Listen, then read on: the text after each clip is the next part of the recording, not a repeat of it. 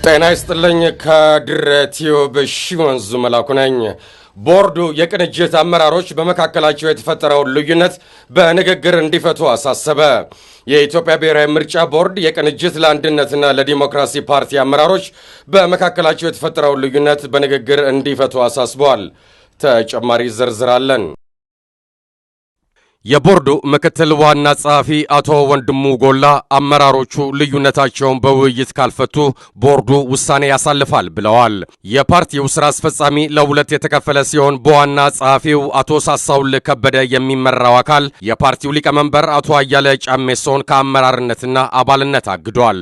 የቅንጅት ለአንድነትና ለዲሞክራሲ ፓርቲ ሊቀመንበር አቶ አያለ ጫሜሶ በበኩላቸው አቶ ሳሳውልህን ጨምሮ ሁለት የስራ አስፈጻሚ ኮሚቴ አባላትን ከፓርቲው የተባረሩ ናቸው ብለዋል።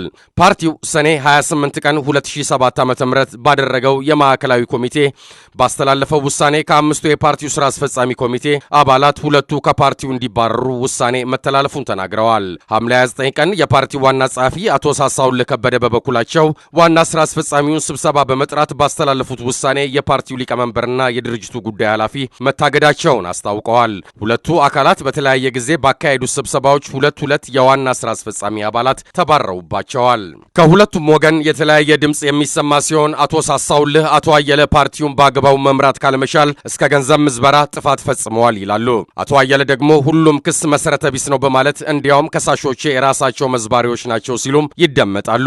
የገንዘብ እንቅስቃሴው በአቶ ሳሳውልህ የሚመራ ነውና እኔ ከገንዘብ ጋር ምን አገናኘኝ ሲሉም አቶ አየለ ራሳቸውን ይከላከላሉ። በሁለቱም ወገኖች በፓርቲው የገንዘብ ምዝበራ ተፈጽሟል የሚል አቤቱታ እያሰሙ ነው። የኢትዮጵያ ብሔራዊ ምርጫ ቦርድ ምክትል ዋና ጸሐፊ አቶ ወንድሙ ጎላ አመራሮቹ ልዩነቱን በንግግር ለመፍታት ጊዜ አላቸው ብለዋል። ሁለቱም አመራሮች በተሰጣቸው ጊዜ በመካከላቸው የተፈጠረውን ችግር መፍታት ካልቻሉ ግን ቦርዱ ግራ ቀኙን ተመልክቶ ውሳኔ ያሳልፋል ብለዋል። ዘገባውን ያደረሰን ፋና ብሮድካስቲንግ ኮርፖሬት ነው።